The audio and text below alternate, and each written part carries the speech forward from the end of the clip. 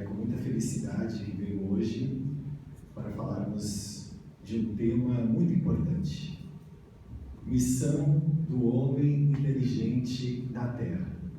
Então agradeço a todos vocês que aqui estão, aos mentores espirituais dessa casa e ao mentor espiritual de cada um de vocês, que junto do Mestre Jesus nos permite hoje estarmos aqui todos reunidos para falar de espiritualidade. E o porquê o tema missão do homem inteligente na Terra? Nós já sabemos que a cada reencarnação nós vamos estudando, nos aprimorando e conquistando inteligência. Para quê e por quê? Hoje, durante a nossa doutrinária, nós vamos refletir sobre o porquê e o para quê da inteligência. E nós vamos começar então com a fala do Mestre, com a fala de Jesus, que está em Mateus 18:11 a 5, depois do 20, 28, Lucas 14, 1, 7 a 11. Em todos esses momentos, nós encontramos na fala de Jesus a explicação. O que devemos fazer com a nossa inteligência, com a inteligência adquirida a cada reencarnação. Por essa ocasião, os discípulos se aproximaram de Jesus e lhe perguntaram. Estão todos reunidos, chegaram para Jesus e perguntaram: quem é o maior no reino dos céus? Então era uma pergunta que preocupava todos eles. Nós estamos trabalhando há um tempo com o Mestre já, não entramos nesse assunto ainda, queremos saber quem de nós, ou quem é o maior no reino dos céus. Jesus, chamando assim o menino, o colocou no meio deles e respondeu. Então, como em Jesus tudo é um grande aprendizado, e é através do exemplo, tinha um menino junto deles, uma criança, Jesus traz ela e coloca no meio dos discípulos. Digo-vos em verdade que se não vos converterdes e tornardes quais crianças, não entrareis no reino dos céus. E vale lembrar aqui, muito importante, a sinalização que Jesus já nos mostrava em relação às crianças. Vale lembrar que no tempo de Jesus existia a criança, não existia a infância. Ninguém se importava com as crianças. Elas eram tratadas como mini adultos, sem importância alguma, a não ser para o trabalho. A ideia de infância que nós temos hoje, e que graças a Deus a preservamos, vem muito tempo depois, com a herança do cristianismo, com a herança de Jesus. Naquele momento não existia olhar algum para as crianças. Então o Mestre já aproveita dessa pergunta para trazermos o olhar para aquela criança que estava ali, passando despercebida, humilde, pequena no seu momento, para que os discípulos pudessem olhar para ela. Portanto, quem se humilhar e se tornar pequeno como essa criança, será o maior no reino dos céus. E aquele que recebe meu nome é uma criança, tal como acabo de dizer, é a mim que recebe. Olhai pelas crianças. Jesus não diz que nós temos que nos assemelhar às crianças, ser iguais a elas para entrar no reino dos céus. Mas ele diz que nós precisamos daquela pureza, daquele momento em que a criança ainda não despertou para a realidade de espírito eterno. Ainda não se apresentaram os resgates, os conceitos, ela ainda está na sua ingenuidade. E se nós não tivermos essa ingenuidade em nós, essa pequenez, nós não entraremos no reino dos céus. Missão do homem inteligente na terra. Nós estamos usando a nossa inteligência para nos sentirmos maior do que o outro, para impor, para sermos os poderosos da terra. E mais à frente, Jesus segue o ensinamento. Então a mãe dos filhos de Zebedeu se aproximou dele com seus 2 filhos e o adorou. Então a mãe traz os 2 filhos para Jesus e pergunta a Jesus: o que queres? Manda, disse ela. A mãe olha para Jesus e fala: manda. Manda, disse ela, que esses meus 2 filhos tenham assento no teu reino, um à tua direita e o outro à tua esquerda. Mas Jesus lhe respondeu: não sabes o que pedes. Podeis vós ambos beber o cálice que eu vou beber? Então aquela mãe ainda não sabia, né? Tudo que Jesus ainda ia passar, esse cálice que estava esperando a sua trajetória. Então ela pergunta para essa mãe: sabe o que vai ocorrer? Ela responde: podemos. Jesus replicou: é certo que bebereis o cálice que eu beber, mas pelo que respeita a vós sentardes à minha direita ou à minha esquerda, não cabe a mim. Isso será para aquele a quem meu Pai o tem preparado. Ouvindo isso, os 10 outros apóstolos se encheram de indignação contra os 2 irmãos. Então, os discípulos desse momento acharam que Jesus foi perturbado por aquela pergunta: como assim? Quem vai sentar à esquerda, quem vai sentar à direita? Ficaram todos agitados. Jesus, chamando-os para perto, lhe disse: sabeis que os príncipes das nações as dominam e que os grandes as tratam com império. Assim não deve ser entre vós. Ao contrário, aquele que quiser tornar-se o maior, seja vosso servo, e aquele que quiser ser o primeiro entre vós, seja vosso escravo. Do mesmo modo que o Filho do Homem não veio para ser servido, mas para servir e dar vida pela redenção de muitos.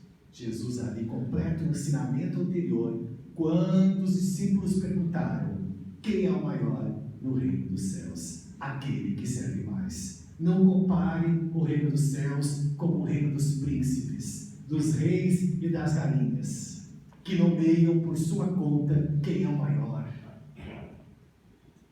quem é o que tem mais poder.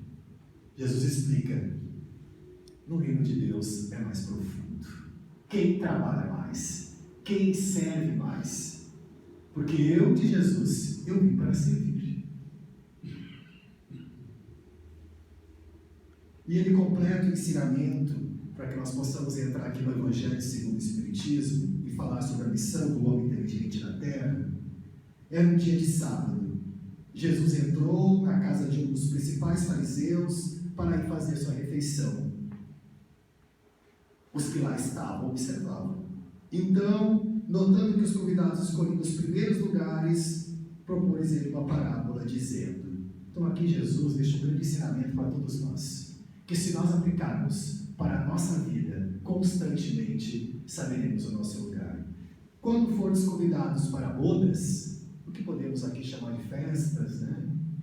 Algum convite, não tomeis o primeiro lugar, para que não suceda que, havendo entre os convidados uma pessoa mais considerada do que vós, aquele que vos haja convidado venha a dizer-vos: dai o vosso lugar. Quando fordes convidado, ide colocar-vos no último lugar, a fim de que quando aquele que nos convidou chegar, vos diga: meu amigo, venha mais para cima. Então tu imagina, a gente já chega querendo sentar no melhor lugar. E essa parábola, ela continua extremamente atual. Nós queremos chegar chegando.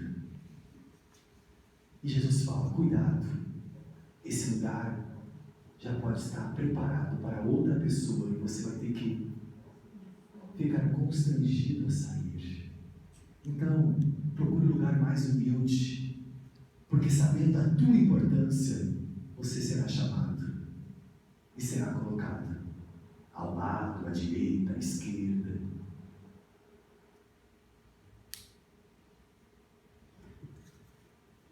Portanto, todo aquele que se eleva será rebaixado, e todo aquele que se abaixa será elevado. Porque aquele que não se eleva, as virtudes, as qualidades já estão nele e vão ser percebidas. Não precisamos impor as nossas virtudes a ninguém. Nós precisamos deixar que ela flua sobre nós. Então, missão do homem inteligente na Terra: deixar fluir nossas virtudes, não impor a ninguém e nem a nada, porque no momento certo todos seremos convocados. Então, para que imposição? Trabalhar a humildade.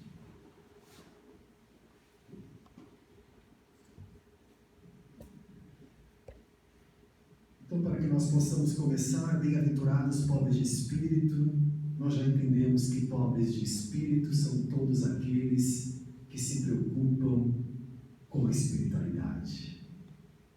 Todos aqueles que já estão se desprendendo das questões materiais e se preocupando com as coisas espirituais. Essas máximas decorrem do princípio de humildade que Jesus não cessa de apresentar como condição essencial da felicidade prometida aos eleitos do Senhor, que ele formulou assim: bem-aventurados pobres de espírito, pois que o reino dos céus lhes pertence. Então, na época de Jesus, todos aqueles que se preocupavam com a espiritualidade, que se preocupavam com o Deus único, que já estavam preocupados em cumprir a justiça divina, eles eram tratados como pobres de espírito, porque não eram, segundo a época, intelectualmente desenvolvidos. Por isso que Jesus dedicou ao reino dos céus aos pobres de espírito. Aqueles que se humilhar será exaltado, e aquele que se elevar será rebaixado. O estudo nos mostra que na posição de grandes no mundo dos espíritos estão os que eram bem pequenos na terra. E bem pequenos, muitas vezes, o que na terra eram os maiores e os mais poderosos. Não confundimos. Não confundimos a terra com o mundo espiritual. Porque muito do que nós conhecemos como os maiores na terra são bem pequenos no mundo espiritual. E por quê, né? E por que será? É que os primeiros, ao morrerem, levaram consigo aquilo que faz a verdadeira grandeza do céu e que não se perde nunca: as virtudes. E os outros tiveram que deixar aqui o que lhe constituía a grandeza terrena: a riqueza, os títulos, a glória e a nobreza. Imagina, todos aqueles que levaram para o mundo espiritual as suas virtudes já trabalhadas na terra terão um lugar de ascensão na espiritualidade. Aqueles que não se preocuparam com isso, ao contrário, só se preocuparam com os títulos, com a glória, com o seu sobrenome, com a riqueza, e esqueceram de se desenvolver espiritualmente. Esses são bem pequenos no mundo espiritual. Lei de causa e efeito, a reencarnação. O Espiritismo aponta-nos outra aplicação do mesmo princípio nas encarnações sucessivas, mediante as quais o que, numa existência, ocuparam mais elevadas posições, descem em existência seguinte as más, infímias condições, desde que os tenham dominado o orgulho e a ambição. Então, sempre que nós estamos encarnados e o orgulho e a ambição nos toma, nós desceremos a níveis sociais mais difíceis em próximas reencarnações. É um grande aprendizado.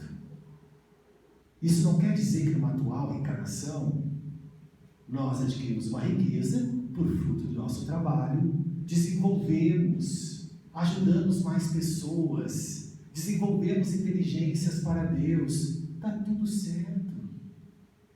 Espiritualmente vamos desencarnar e vamos continuar trabalhando, nós já aprendemos a lição. Ao contrário, não.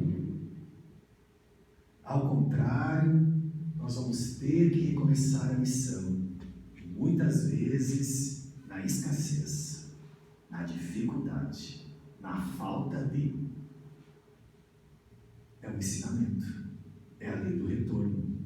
Se acreditamos na justiça divina, temos que acreditar na lei de causa e efeito, ação e reação. Tem um espírito amigo que nos diz: Adolfo, bispo de Argel, abre os olhos à luz. Eis de volta as almas daqueles que se foram e vem te lembrar dos teus verdadeiros deveres. Olha a grandiosidade do momento. Os espíritos amigos vêm nos avisar, vêm nos deixar um grande recado. Aí está o Evangelho segundo o Espiritismo, aí está o Livro dos Médiuns, o Céu e o Inferno, o Livro dos Espíritos, a Gênese, toda a codificação de Allan Kardec. O que é para nós, senão os espíritos amigos que desencarnaram e foram autorizados a nos ensinar, para que nós possamos o quê? Abrir os olhos e despertar para as coisas eternas. Vamos cuidar do nosso espírito. Eles te dirão com a autoridade da experiência que as vaidades e as grandezas de tuas existências passageiras pela terra são poucas coisas diante da eternidade. Eles te dirão que lá será maior quem foi mais humilde entre os pequenos da terra, e que aquele que amou mais os seus irmãos é também aquele que será mais amado no céu. O quanto nós amamos nossos irmãos é o quanto nós seremos amados no mundo espiritual. Porque tem uma grande passagem de Jesus também, que cabe nesse momento, que é o seguinte: granjeai amigos. Nós ainda pouco entendemos do granjeai amigos. Será que é granjeai amigos só amigos terrenos? O que Jesus quer nos dizer com granjeai amigos? Toda vez que nós ajudamos um dos nossos irmãos que estejam necessitados, seja qual for a necessidade, a família espiritual daquele amigo anota o nosso nomezinho, e sempre que nós precisarmos, eles vão dar luz para a nossa caminhada evolutiva. Por isso, granjeai amigos, porque a pessoa que se isola em si mesma, ela não se isola só para si, ela se isola para os amigos espirituais. Ela não granjeia amigos espirituais. É uma escolha nossa, é livre-arbítrio. Nós é que escolhemos ter amigos espirituais, e não ao contrário. E para que nós tenhamos amigos espirituais, precisamos granjear amigos. E é assim que nós vamos construindo os nossos amigos espirituais.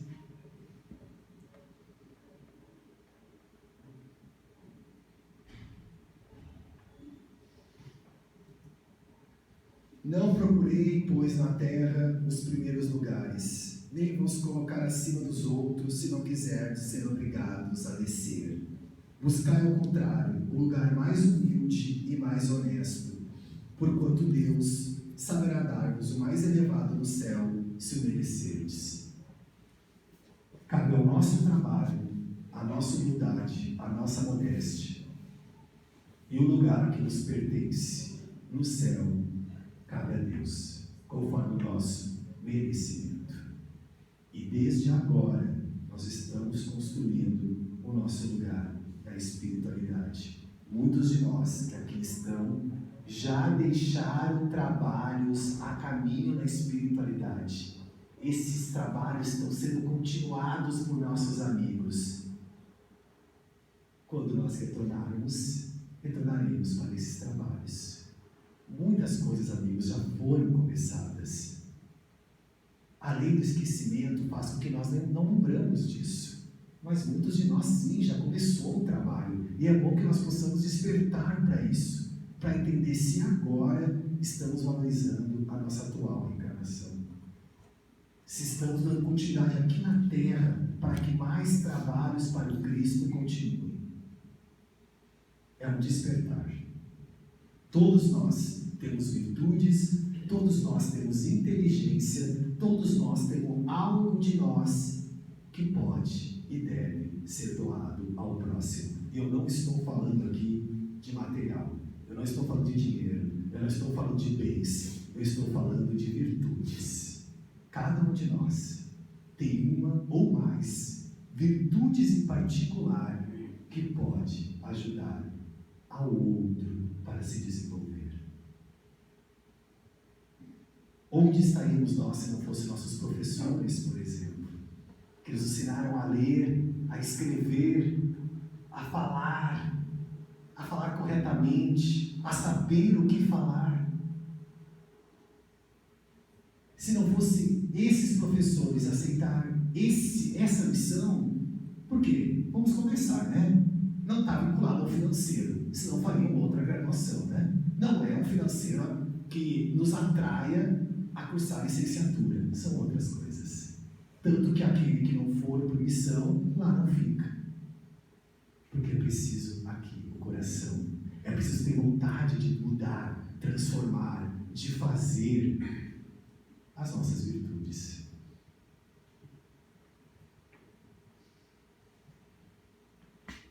O poder de Deus se manifesta nas mais pequeninas coisas, como nas maiores. Ele não põe a luz debaixo do alqueire, por isso que a derrama em ondas por toda parte, de tal sorte que só cegos não a veem. Os ensinamentos de Deus são constantes, o tempo todo. Nós é que fechamos os olhos e não queremos enxergar. A esses não quer Deus abrir à força os olhos, dado que lhes apraz tê-los fechados. A vez deles chegará, mas é preciso que antes sintam as angústias das trevas e reconheçam que é a divindade e não o acaso que lhes fere o orgulho. Para vencer a incredulidade, Deus emprega os meios mais convenientes conforme os indivíduos. Ninguém chega a Deus por acaso. Se nós não chegamos pelo amor, chegamos pela dor, e chegamos por N momentos. Mas não adianta negar a Deus, seria negar a nós mesmos. Então, para cada um de nós, o chamado é diferente, é particular, é íntimo, mas ele vem. Porque o que estamos fazendo aqui, se não trabalhando para o Cristo? Todo o trabalho é para Jesus. É por Ele que nós estamos aqui. É por Ele que nós reencarnamos. Por que nós reencarnamos e aprendemos, vamos adquirindo conhecimento no trabalho no Cristo? Porque vai chegar um momento que nós não vamos mais precisar reencarnar e vamos fazer o quê? Pasmem. Não tenho jardim. Não tenho sono. Não tem. Já sabemos que tem espírito que não tem. O que tem? Trabalho. Trabalho para o Cristo. Depois que já estivermos evoluídos, prontos, vamos fazer o que agora? Ajudar nossos irmãos que estão mais atrasados. Então o trabalho não para, o trabalho não cessa. Por isso o Espírito é eterno. E quem nos diz isso? Jesus. Meu Pai trabalha até hoje. E eu também. Despertai, meus irmãos, meus amigos, que a voz dos Espíritos ecoe nos vossos corações. Sede generosos e caridosos, sem ostentação. Isto é, fazem o bem com humildade. Que cada um proceda pouco a pouco com a demolição dos altares que todos ergueram ao orgulho. Numa palavra, sede verdadeiros cristãos, e tereis o reino da verdade. Não continueis a duvidar da bondade de Deus, quando Ele vos dá tantas provas da sua bondade. Eis estarmos aqui hoje, uma bondade de Deus. E nós nós ainda exigimos provas. Não duvidemos da bondade de Deus, que nos faz firme e forte para estarmos aqui. Quantos de nós já venceu inúmeras adversidades, inúmeras dores, inúmeras perdas, e estamos aqui, fortes, como diamantes, sendo lapidados para a eternidade. Olha a força que tem o nosso espírito, e olha a força da bondade de Deus em nós.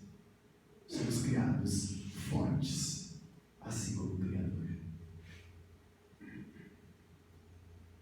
No livro dos Espíritos, nós temos a pergunta se a inteligência é atributo do princípio vital, esse princípio de vida que nos move, que move as plantas, né? Pois elas respiram, né? Os animais. Os Espíritos respondem que não, pois que as plantas vivem e não pensam, só tem vida orgânica. A inteligência e a matéria são independentes, porquanto o corpo pode viver sem inteligência, mas a inteligência só por meio dos órgãos materiais pode manifestar-se. Necessário é que o espírito se una à matéria animalizada para intelectualizá-la. Então, para que nós possamos desenvolver a nossa inteligência, é preciso reencarnar.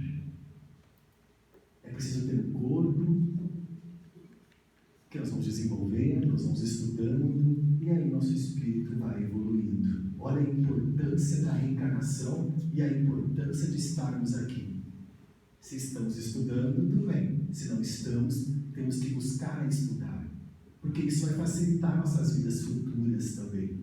Todo conhecimento que nós adquirirmos, nós vamos levar para a próxima reencarnação.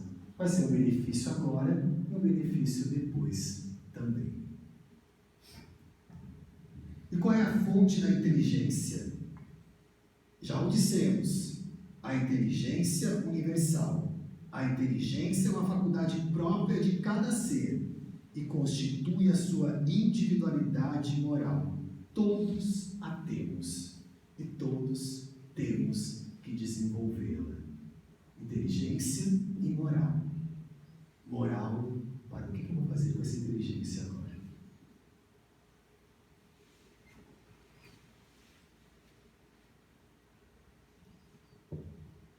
E para nós finalizarmos um resuminho, tudo que foi dito aqui está no Evangelho segundo o Espiritismo, tá? É um resumo do Evangelho e está no capítulo, deixa eu pegar para vocês aqui, quem quiser pesquisar,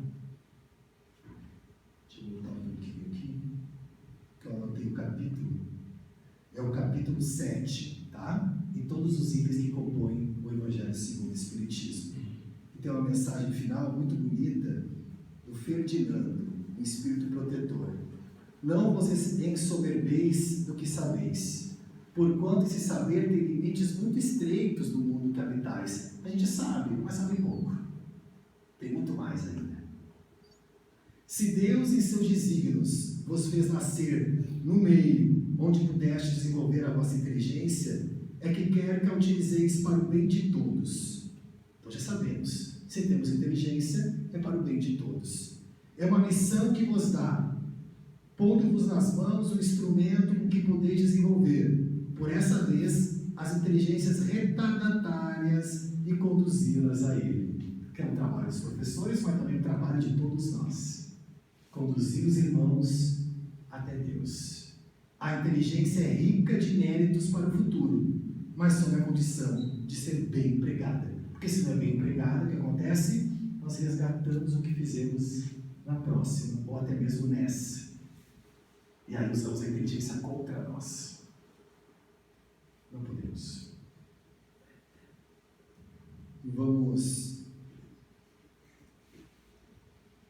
Quero deixar para vocês um texto que está no capítulo 46 do André Luiz, Aproveite o Ensejo. É do livro Agenda Cristã, como eu falei, ditado pelo André Luiz, psicografia de Chico Xavier, para que nós possamos finalizar o nosso encontro, que cabe muito bem para esse momento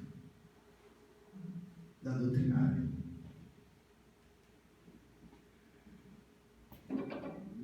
Então vamos com André Luiz aproveitar o nosso ensejo. Capítulo 46.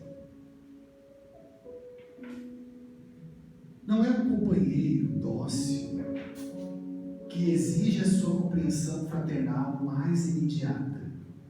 É aquele que ainda luta por domar a velocidade da ira dentro do próprio peito. Não é um irmão cheio de entendimento evangélico que reclama suas atenções inadiáveis. É aquele que ainda não conseguiu eliminar a víbora da malícia no campo do coração. Não é um amigo que marcha em paz na senda do bem, quem solicita seu cuidado insistente. É aquele que se perdeu no cipó da discórdia e da incompreensão, sem forças para tomar o caminho reto. Não é a criatura que respira um trabalho normal, que requisita socorro urgente. É aquela que não teve suficiente recurso para vencer as circunstâncias constrangedoras da experiência humana e se precipitou na zona escura do desequilíbrio. É muito provável que, por enquanto, seja plenamente dispensável a sua cooperação para isso. É indiscutível, porém, a realidade que, no momento, o seu lugar de servir e aprender, ajudar e amar é na terra mesmo. Então o lugar é aqui. O momento é agora. É aqui, é na terra, que o nosso campo de trabalho está aberto, para que nós possamos evoluir, crescer e, com todo esse conhecimento adquirido, ajudar nossos irmãos a crescer e a evoluir também. Muito obrigado à presença de todos vocês, um ótimo fim de semana e que Deus ilumine a trajetória evolutiva de cada um de vocês e que todos juntos possamos ser os trabalhadores de Cristo para toda a eternidade. Que assim seja.